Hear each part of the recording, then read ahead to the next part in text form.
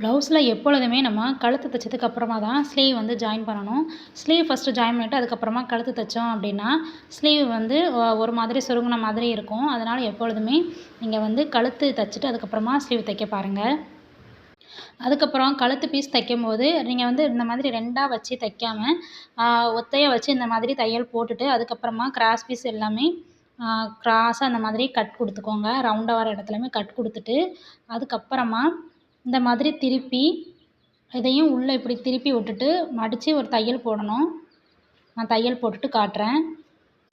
இப்போ பாருங்கள், இந்த மாதிரி மடித்து இந்த ஓரமாக தான் தையல் போட்டு வரணும். இப்போ பாருங்கள், நான் ஓரமாக மடித்து தைச்சிட்டேன். இந்த பக்கம் எக்ஸ்ட்ரா உள்ள கிளாத் எல்லாமே நம்ம கட் பண்ணி எடுக்கணும். ப்ளவுஸில் படாமல் இந்த கிளாத்தை மட்டும் கட் பண்ணி எடுக்கணும்.